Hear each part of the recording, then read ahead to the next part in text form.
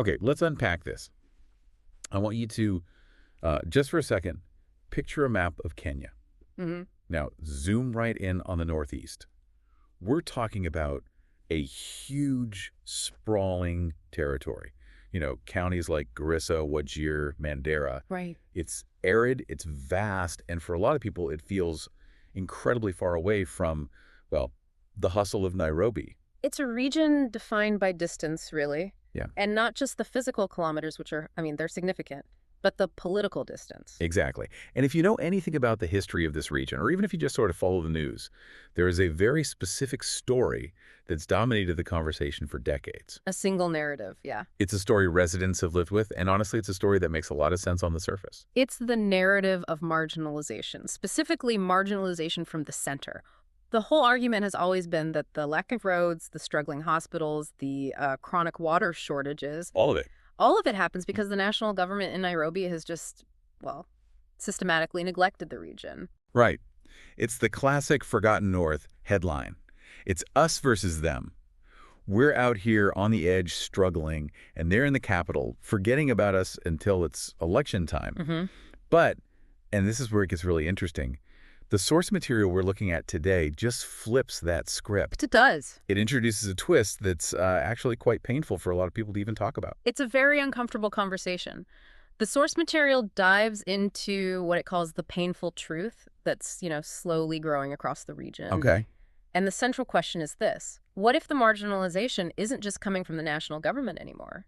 What if it's being sustained by the region's own leaders? That is a heavy, heavy premise. It is. So we're talking about the idea that local leadership might be failing the very people they're meant to represent. Abandoning them is the phrase the source uses. Abandoning them while still using them as a reliable voting bloc. So our mission for this deep dive is to look at the evidence provided here. We need to understand how this works and why residents are starting to say, hey, wait a minute, the call is coming from inside the house. To really get this, we have to start with the context. We have to talk about devolution. For listeners who might not be deep into Kenyan civics, this was supposed to be the absolute game changer. The 2010 Constitution, Yeah. this was the moment everything was supposed to shift. Precisely. The whole philosophy was to take power and resources away from the central government and send it directly to the counties. The idea being you shouldn't have to wait for some bureaucrat in Nairobi to sign off on a water well in Wajir. Exactly. Local people, local problems, local solutions. So give them the money, give them the power, and let them fix it. And according to the source material, if you look strictly at the financials, devolution happened. The money arrived. See, that's the paradox here. The source is very clear on this. Since 2013, county budgets in the Northeast have, gone up significantly. We're not talking about pocket change. Not at all. Billions of shillings flowed into these accounts. Projects were launched, contractors were paid, the money left the bank. So on paper, development is happening. But if you look at the lived reality in these documents, there's a massive jarring gap between the budget reports and what people actually see. What does that look like on the ground? Well, the source lists some pretty damning examples. We're talking about hospitals that, the building is there, but there are no doctors, no medicine, no equipment. Or roads that are listed as rehabilitated on some spreadsheet, but they're completely impassable the moment it rains. And routine water shortages in towns where water projects were supposedly funded and completed. This is the disconnect. So you have all this money flowing in. Significant funding. But the schools are still struggling, and the basic quality of life hasn't shifted in the way the numbers would suggest. So the locals are asking the obvious question, right? Where is the impact? If the check cleared, why is the tap still dry? And that's where the source points us, directly at leadership. It suggests we're dealing with a crisis of priorities. Which brings us to this really vivid image in the source, the Nairobi leader. Yeah, that term really captures the frustration, the absentee landlord phenomenon. It's just, the lifestyle disconnect is wild. The source describes leaders who show up to campaign in the dusty villages, shaking hands, sweating it out. Performing localness. Perfectly. They wear the traditional clothes, they make all the promises of transformation. But that's the performance. The reality, according to the source, is that as soon as they win, they don't actually live there. That's the kicker. The source says many of these leaders move their entire lives to Nairobi. And we're not just talking about an office for parliament. No.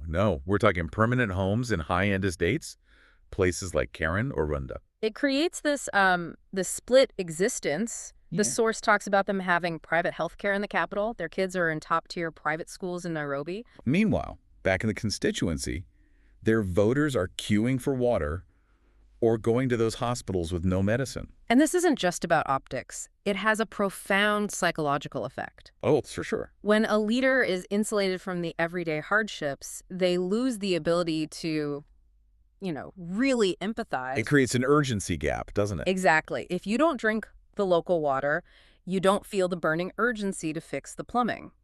If your family doesn't use the local hospital, the lack of an oxygen tank is, well, it's just a statistic. It becomes an abstract problem, not a personal emergency. It's like hearing about a traffic jam versus being stuck in it. That's a perfect analogy. And this physical distance, it leads to a kind of economic betrayal, too. The source calls it capital flight. This part really stood out to me because we usually hear about capital flight, on an international scale. Right, money going to Swiss bank accounts or something. But this is internal. Mm. Money leaving one specific region of a country for another. Right. The source highlights this pattern where the wealth these leaders get from their salaries, their allowances, their positions, it's not reinvested in the Northeast. They're not building factories or creating jobs in their home counties. So where does it go? Nairobi. It flows south. The source is specific. Real estate, apartment blocks, land speculation, hotels, malls, even transport businesses, all established far, far away from the constituencies that elected them. Wow, that just paints such a stark picture. You've got a region desperate for jobs, for any kind of economic activity, and the people with the most capital are taking it and dumping it into an already developed city. It basically turns the Northeast into an extraction zone for its own leaders. The source has this one quote from a local that just hits so hard. What's that? Our region funds their rise, but Nairobi receives their loyalty. Yeah, Nairobi receives their loyalty. That is brutal. It creates a cycle, right? The region makes the leader, but the leader builds the capital. And if you think about the economic multiplier effect, if you build a small factory in Garissa, you hire locals, they spend their wages in local shops, the town grows. But if you take that same money and build an apartment block in Nairobi. The Northeast gets zero benefit. It stays stagnant. Okay, so if this is so obvious, and the source suggests people are very aware of this, how do these leaders keep getting elected? Why isn't there a revolution at the ballot box? That is where we have to talk about the defense mechanism. And in this context, that mechanism is clan politics. The shield. The shield, exactly. You have to understand, in these regions, the clan is everything. It's your safety net, your identity, your history, and the politicians know exactly how to weaponize it. So when things go wrong, they just hide behind the clan. Precisely. The source analyzes how clan identity is used to shield failure. So let's say a citizen asks a totally legitimate question. Like, where is the money for the new road? Right, a performance question. But the leader doesn't answer with a budget report. They answer with identity. They shift the whole conversation from performance to protection. How did that sound in practice? The source quotes these deflections, things like, "You're attacking our community," or "You're being used by rival clans to bring us down." Or you want to divide us. It's a brilliant, if destructive, tactic. It reframes accountability as betrayal. It totally does. If asking, "Where is the money?" makes me a traitor to my people, then I'm going to stop asking. Yeah. It just neutralizes critical thought by triggering these deep-seated defense mechanisms. It shifts the question from what did you deliver to which side are you on? And in a region where those ties are so deeply woven into society, that is a very powerful silencer.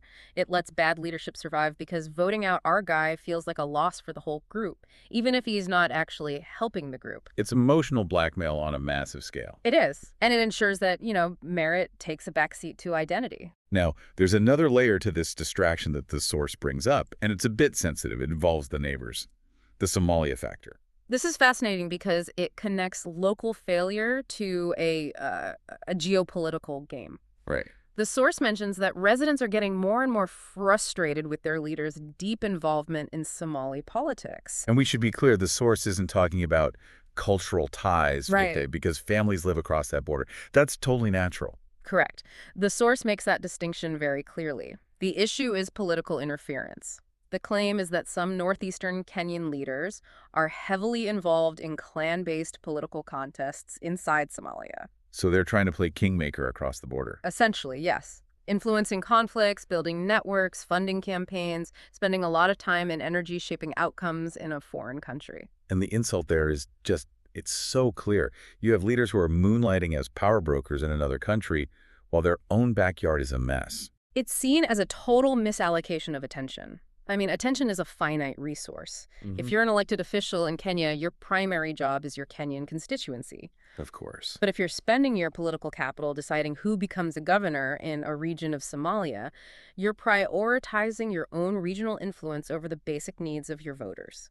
It's an ego trip. It paints a picture of leaders who want to be big men in the Horn of Africa, not just good public servants in Mandera. And while they're playing these high-stakes games, the situation at home gets worse. And this brings us to the most tragic part of this whole thing, the human cost, especially the youth. Yeah, let's talk about the stakes here. Right. Because it's not just about wasted money, it's about wasted lives.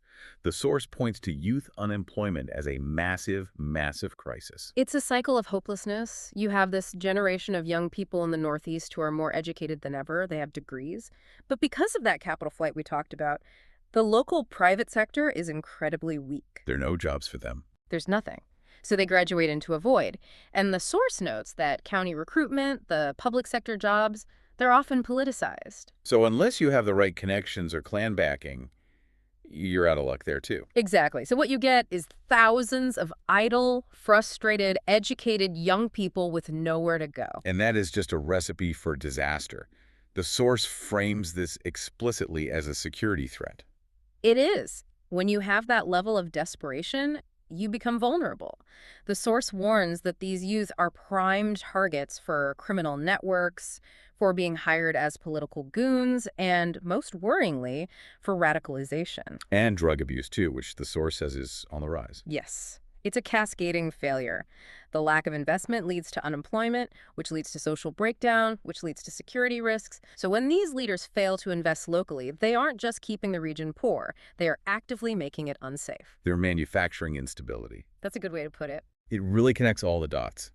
The Nairobi lifestyle causes the capital flight. The capital flight kills the jobs. The lack of jobs endangers the youth. And the clan politics shield keeps anyone from fixing it.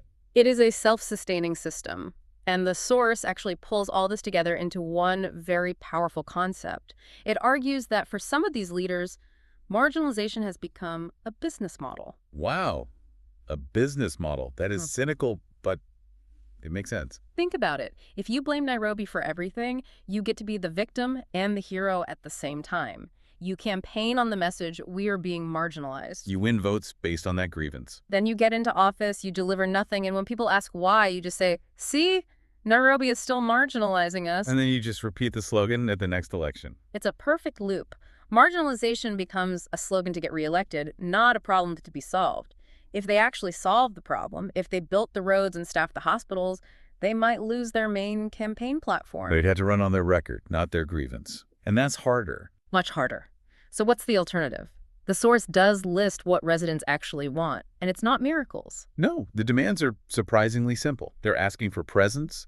They want leaders who actually live among them. Which seems like the bare minimum for a representative, right? If you want to lead the community, be in the community. They want local investment. Put your money where your voters are. They want transparency in county budgets. And they want leaders who focus on Kenya, not on foreign politics. And merit-based hiring. Look at the CV, not the last name. Essentially, they're calling for a whole new political culture, one where the voter stops voting out of fear and starts voting for actual performance. Which sounds like a mindset shift is needed just as much as a leadership change. That's the crux of it. The source ends with what it calls the deepest betrayal. It says that, yes, marginalization from the national government is real. No one is denying that history. What? But the betrayal that cuts deepest is the one that comes from within. That northeastern Kenya isn't just being neglected by the state, but abandoned by its own. That is a profound thought. It is. And it leaves the listener, and especially the voter in that region, with a very provocative question.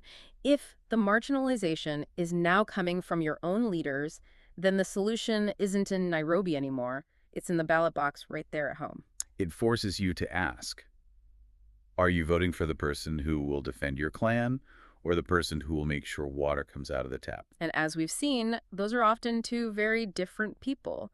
Development requires presence. You can't develop a region by remote control from a hotel room in Nairobi. That is a powerful place to leave it. It's a story of broken promises, yes, but it's also a story about the potential for accountability. If that narrative can shift, things might actually change. That is the hope. And the fact that this conversation is even happening, that this uncomfortable truth is being spoken out loud, that's a sign of progress in itself. Well, that wraps up our deep dive. A complex issue, but one that really shows how local politics can have massive, massive consequences on everyday life. Indeed, it challenges us all to look beyond the easy narratives. Thanks for listening. We'll catch you on the next deep dive.